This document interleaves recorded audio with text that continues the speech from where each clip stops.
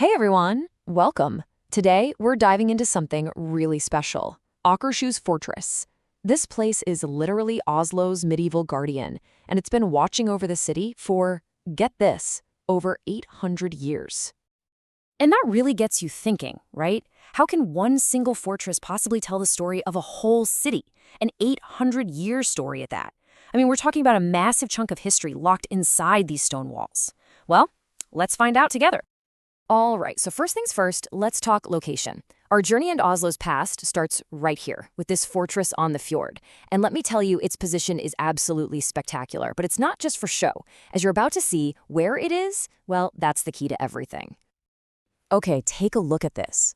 The fortress is sitting on this peninsula, jutting right out into the Oslo fjord. And you might think, wow, what a great view. And you'd be right, but that's not the point. This was pure strategic genius. Think of it like a cork in a bottle. If you controlled this one spot, you controlled all the ships coming in and out of Oslo. It was the ultimate gatekeeper. And believe me, this fortress has seen it all. I'm not kidding. Walking through its gates, it's like stepping into a time machine. You're getting a front row seat to literally centuries of Norwegian history. So where did this all start? Well, like any good epic, it starts with a king. We're going way back to the 12th century. A king named Håkon Håkonsson looked at his capital city and thought, I need to protect this place. He didn't just want a wall. He envisioned a massive stone shield, and that's exactly what he built. So you can see here, this place was never static. It was constantly evolving. After King Håkon laid the foundation in the 12th century, they just kept building on it, expanding and strengthening it through the 13th. And good thing they did, because by the 14th century, it became this crucial defensive point against the Hanseatic League, this super powerful trading network that was trying to run the whole show in the region. And that cycle just kept going, right up to the 19th century, when they began a massive restoration project. This is what I find so cool about it. Akershus wasn't just one thing. It wore so many different hats. Of course, it was a defensive stronghold. That was its main job. But it was also a fancy royal residence. Imagine kings and queens walking these halls. Then it became a pretty grim state prison. And get this, it's still an active military base today. Talk about a multi-purpose building. Okay, let's switch gears and talk about the actual building, because the architecture tells a story all on its own. It's this incredible mashup of different styles that really shows you how long and layered its history is. It's basically history written in stone. And you can see that mix so clearly right here. On one side, you've got the classic medieval stuff. Thick, no-nonsense stone walls, towers, battlements, everything built for one purpose, defense. Pure function over form. But then you see these other elements layered on top from the Gothic revival period. These beautiful pointed arches, intricate ribbed vaults, and fancy stonework. That was all about adding beauty and grandeur during the restoration. It's like a tough soldier wearing a bit of fine jewelry.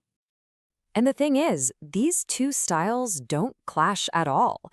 It's more like they're having a conversation across the centuries. It just proves that this fortress wasn't just built to last. It was rebuilt and cared for and adapted over time. It's a living piece of history. Okay, so we've talked a lot about the past. But what if you wanted to visit today? What's it actually like? Let's dive into what you can see and do there right now. Honestly, the very first thing that's going to hit you is just the sheer scale of the place. Photos just don't do it justice. When you're standing at the foot of those walls, looking up, it's huge. It's genuinely awe-inspiring. Just to put it in perspective, we're talking about walls that are 30 meters high. That's about 100 feet. Think about a 10-story building.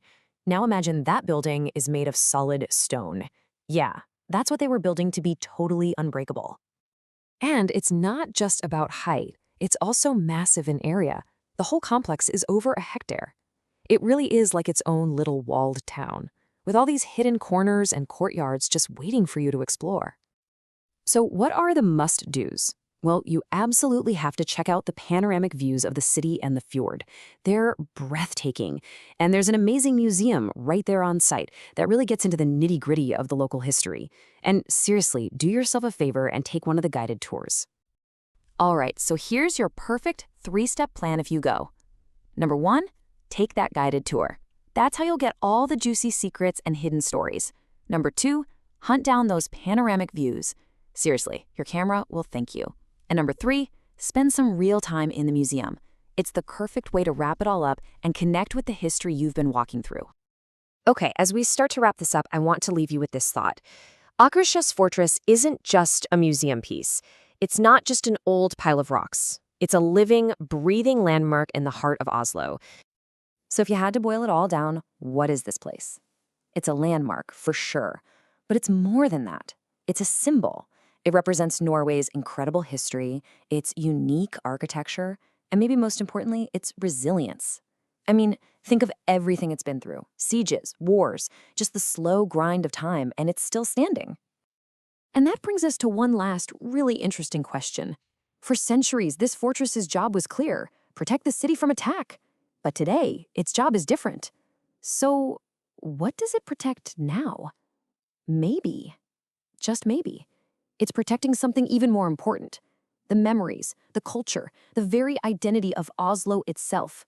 Something to think about. Thanks so much for joining me.